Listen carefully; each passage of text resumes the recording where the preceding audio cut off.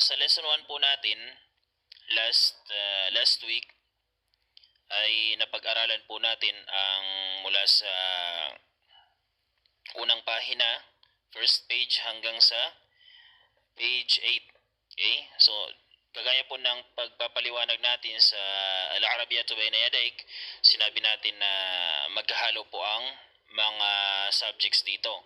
Okay, maghahalo po sila. May tinatawag na tarakibun nahwiyah, may al-qira'a, al-kitaba, fahmul masmu', okay, at iba pang mga aralin sa aklat na ito.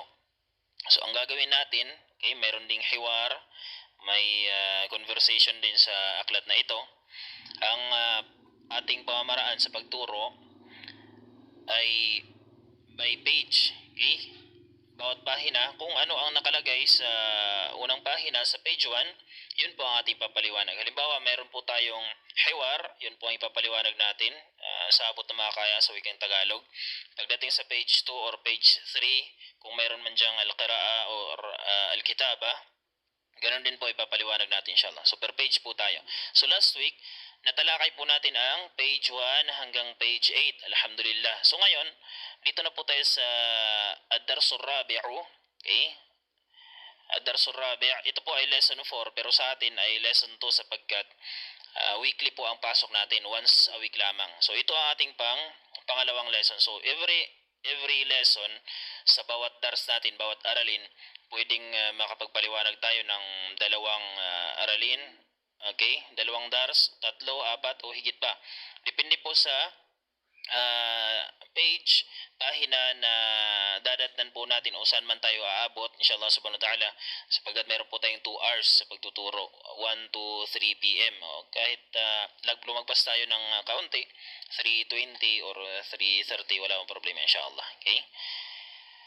So ngayon, dito po tayo sa page 9. Okay? Sa mga may kitab, may mga hawak na aklat, nakapag-download ng PDF, page 9 po tayo mag-uumpisa ngayon sapagkat page 8 po yung last natin.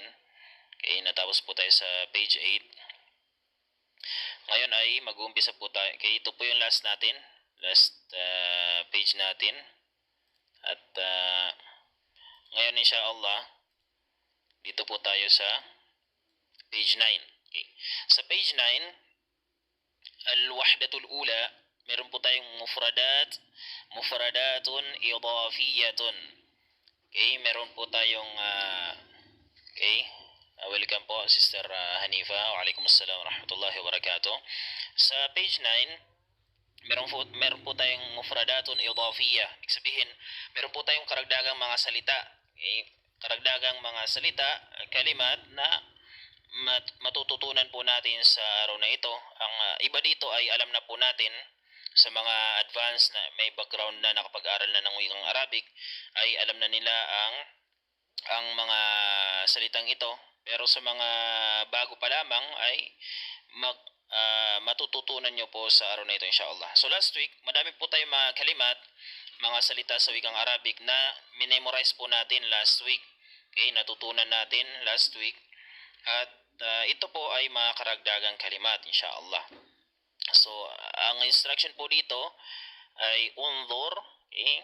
Unzur, wastami' wa a'id. Unzur, tingnan po nating mabuti ang larawan na nakalagay po sa ating mga aklat. Kung may ginagamit po kayong PDF ngayon, naka-open kayo ng aklat, page 9. Kung wala po kayong mga aklat, ay dito na po kayo tumingin sa screen.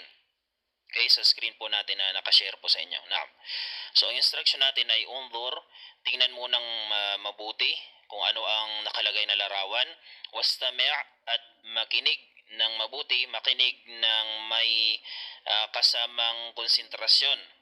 Okay? Sa kung sino man ang mudarris or muallim na nagtuturo na or nagbabasa ng mga nakasulat dito na mga kalimat. At pangatlo, wa'a'id. Okay? Una, pagmasdang mabuti. Pangalawa, pakinggan ng mabuti. Pangatlo, ulitin lamang. So may babanggitin tayong mga kalimat dito. Una, ay pakinggan munang mabuti habang nakatingin po tayo sa mga screen natin sa kung ano nakasulat, at after ko pong magbasa pwede niyo pong ulitin inshallah subhanahu wa ta'ala. So makikita po natin dito may mga panulat po na nakalagay dito. May mga panulat at nilagay din po dito ano ang bilang nila at ano ang mga pangalan ng bilang na iyon. So tuturuan po tayo dito paano tayo magbilang sa wikang Arabic. So nakalagay po dito sa dito sa right side, yung unang larawan po dito ay isang panulat at isang piraso lamang po siya. Okay? At ito po ang kanyang numero. Wahid. Ang tawag po sa kanya sa lingwaheng Arabic kapag isa lamang, okay, kung sa wikang Ingles ay one, isa sa Tagalog. Kung sa Arabic po niyan ay wahid. Kung lalagyan po natin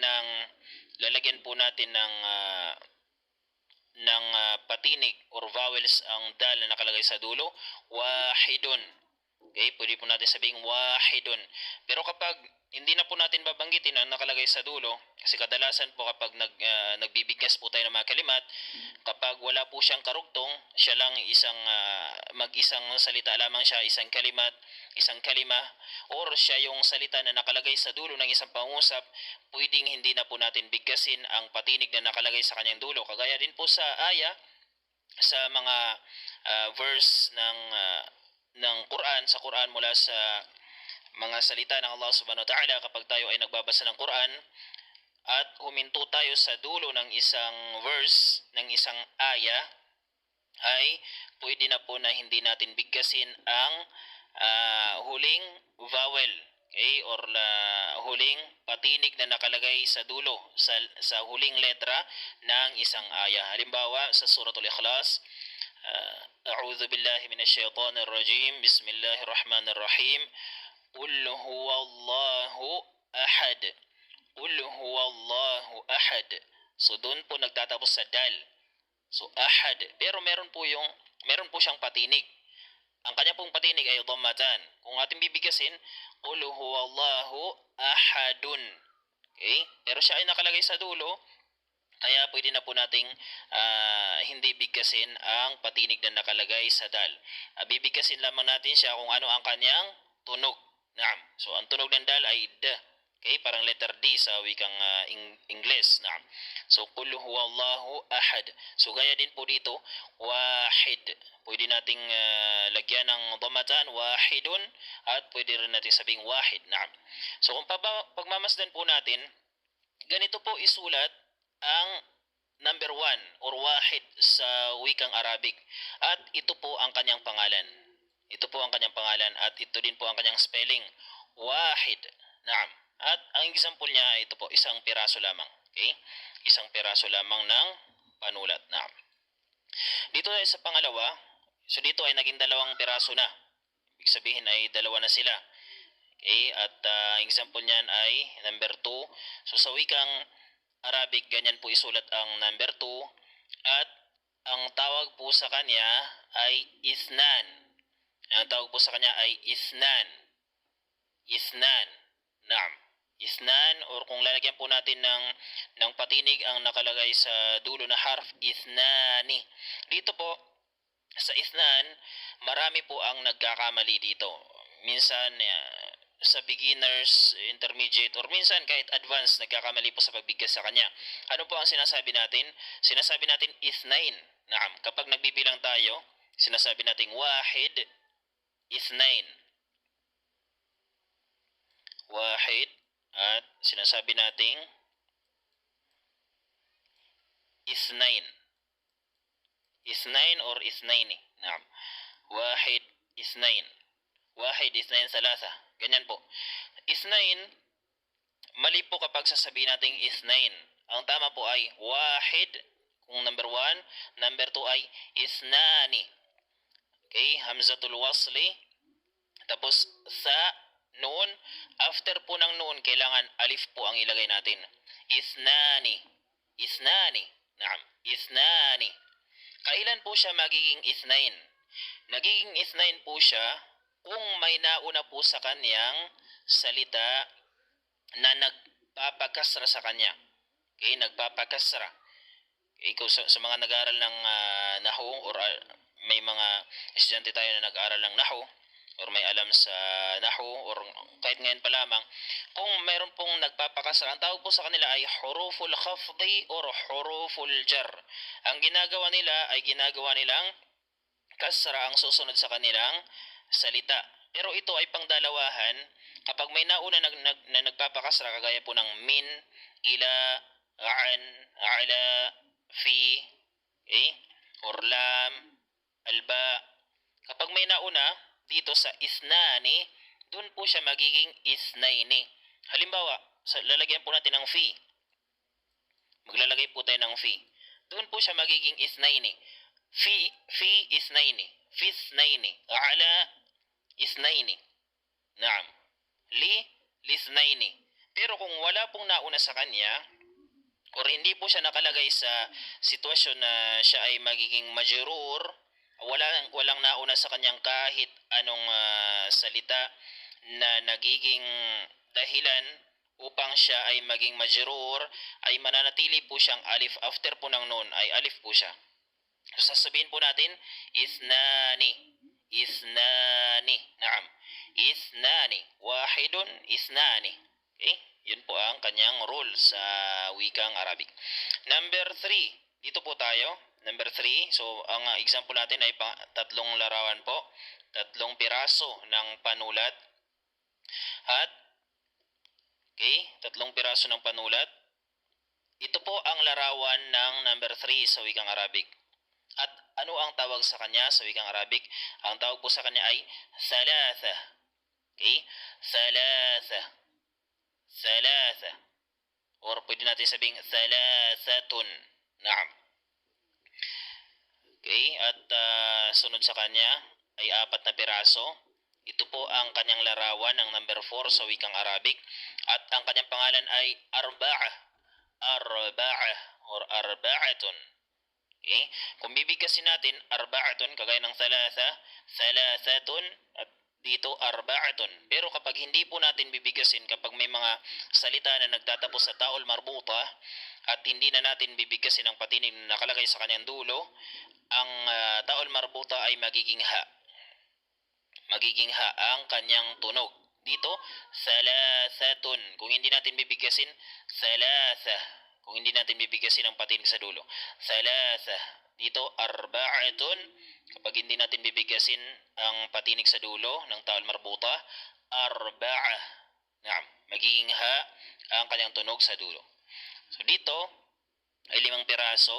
Ito po ang anyo ng number 5 sa wikang Arabic. At ang kanyang pangalan ay khamsa or khamsatun. Naam. So maaari na po kayong magbilang. Okay, maaari nyo pong ulitin ang aking binigkas kanina. Wahid, isnan, thalatha, arba'a, khamsa. Kung bibigkasin natin na may halong patinig sa dulo. Wahidun, isnani, thalathatun, arba'atun, khamsatun. So dito po tayo sa tadrib. I'm feeling excited because I have something new to learn in the Arabic language, and I think it's hard to understand because and how to pronounce it with vowels at the end. Like 1 is wahid, 2 is ifnan, 3 is salasa, 4 is arba, 5 is hamza. And when there are vowels, 1 is wahidun, 2 is ifnani, 3 is salasatun, 4 is arbaatun, and 5 is hamzatun.